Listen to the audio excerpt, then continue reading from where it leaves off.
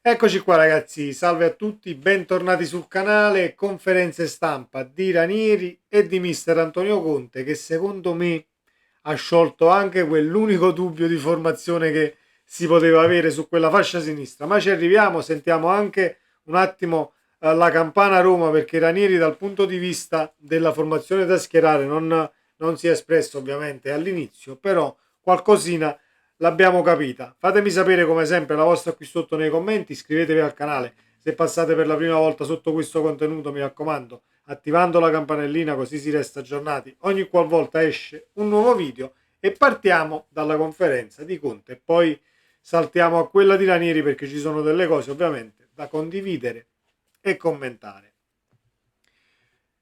A me è piaciuta tantissimo la risposta alla domanda su Lobotka. Ritrova Lobotka, cosa da di più al Napoli? Dati alla mano nelle ultime 5, abbiamo pareggiato a San Siro e perso con l'Atalanta, quindi senza Conte subito rispedisce al mittente l'eventuale domanda che può andare ad intaccare la situazione spogliatoio. Ecco perché ci sono allenatori e manager. Mai una parola fuori posto per quanto riguarda il gruppo, ma non solo a Napoli.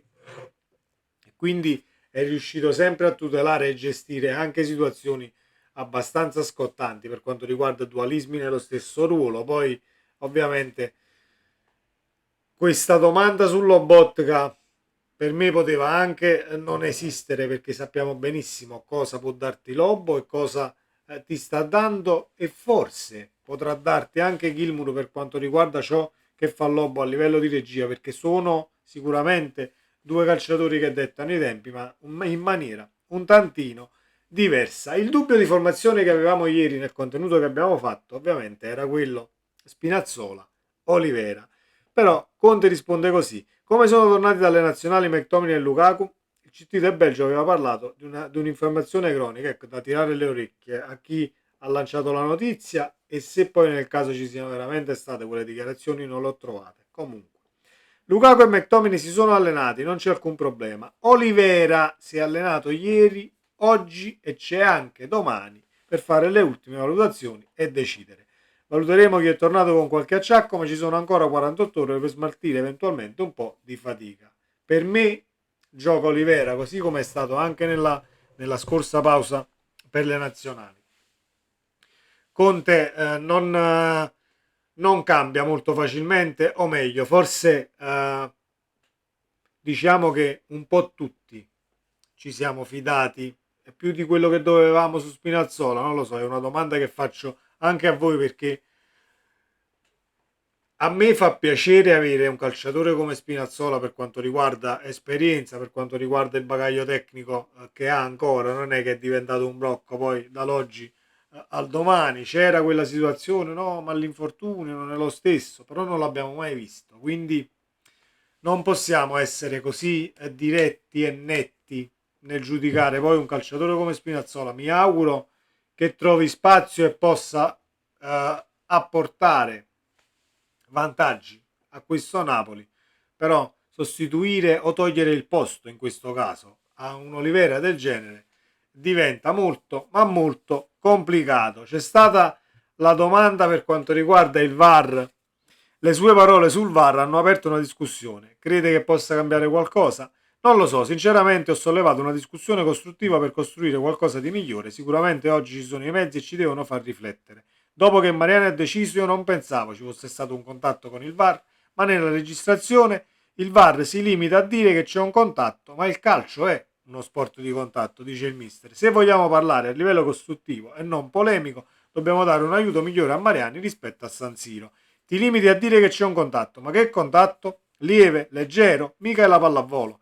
Spero tutti abbiano fatto una riflessione, anche loro stessi. Si utilizzi meglio, si dia un aiuto all'arbitro. In quel momento l'arbitro può aver visto una cosa, e in quel momento l'arbitro può aver visto una cosa, lo strumento tecnologico deve aiutare. È semplice, uno può dire che c'è contatto, ma vieni a valutare se confermarlo o toglierlo. Io capisco gli arbitri che appena chiamati ti dicono ecco, cambierà subito la decisione, ma tu la vedi e la puoi confermare, oppure non la confermi la decisione che hai preso in campo. Quindi secondo me al di là che si possa dire no, Conte si è lamentato in un momento clou della stagione perché poi gli scontri diretti li ha affrontati e quant'altro, ma noi non potevamo sapere che contro l'Inter poi succedeva quella situazione e andavi in conferenza post partita e ti andavi a lamentare per ciò che è successo in campo, quindi non è, secondo me a livello temporale non è nemmeno tanto studiata la cosa. Poi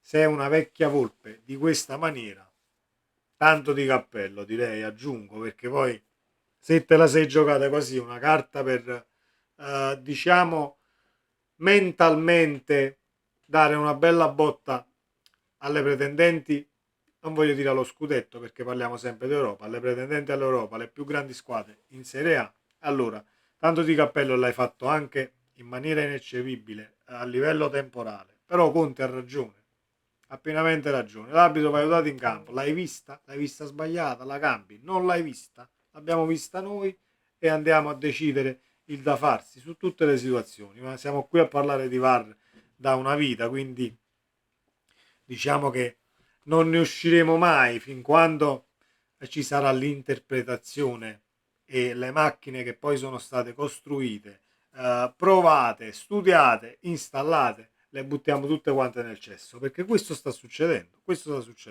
Non c'è niente da interpretare con un regolamento alla mano e la tecnologia a disposizione, niente, praticamente niente.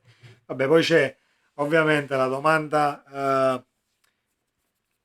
domanda pizzicata, quella su Marotta, ha detto che lei parla per un obiettivo, eccetera. Conte se ne esce come sempre alla grande. C'è una situazione che volevo un attimo condividere con voi su Rachmani e Buongiorno. Lei ha allenato grandi difensori, dove colloca Rachmani e soprattutto Buongiorno? Conte dice, soprattutto Alessandro, considerando l'età, ha ampi margini e sta migliorando su molti aspetti. È riflessivo, ricettivo, quando gli fa vedere qualcosa assorbe subito. Di fianco ha la fortuna di avere uno come Amir, che è un soldato, un robot. Lui è calibrato, è un computer, mi ha sorpreso perché è un grande lavoratore.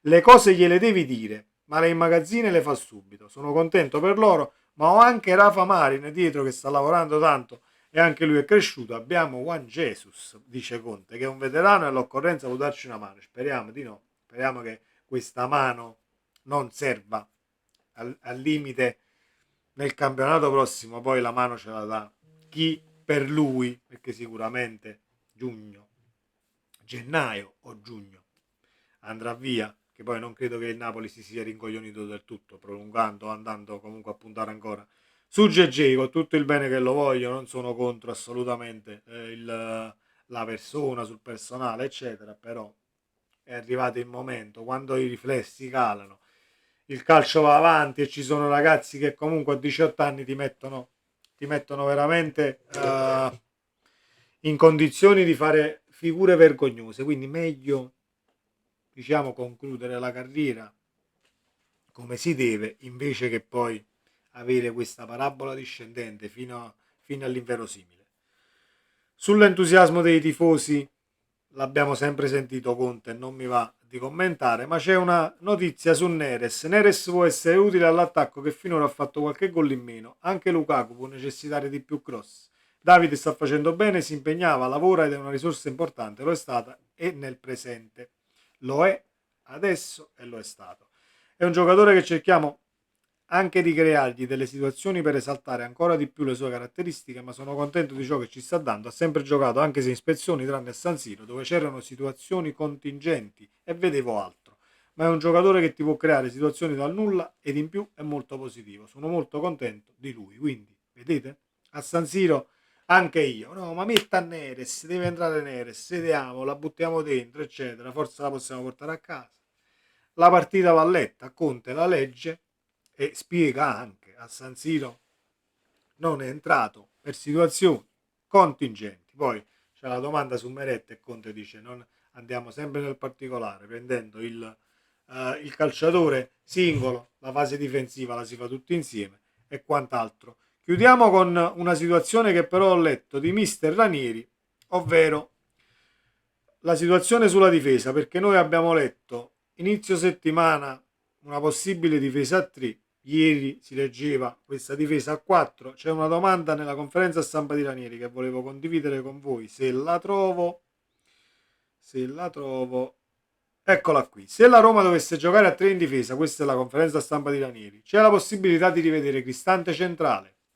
Cristante può anche giocare lì, dice Ranieri, perché no? Ma se c'è Hummels, perché devo giocare con Cristante? Non lo so, tante volte l'allenatore fa delle mosse che sembrano strane, però lui sta tutti i giorni con i giocatori, sa quello che chiede e quello che gli danno i calciatori. Sappiamo però che Hummels e Dybala saranno convocati, ma partiranno dalla panchina, quindi molto probabilmente la formazione che abbiamo letto ieri con Mancini e Dica centrali e due terzini, una difesa a 4, forse è più plausibile. Però parliamo sempre e solo di numeri, perché anche Ranieri dice il Napoli come gioca col 4-3, guardatelo bene, un 5,5, un 4,5, alla fine è solamente una situazione di partenza, poi dipende sempre l'interpretazione del modulo, gli spazi che vai ad occupare, le caratteristiche dei tuoi calciatori, quello che gli chiedi al tuo calciatore, perché se guardiamo i nostri in nazionale, ad esempio un McTominay di turno, movimenti diversi,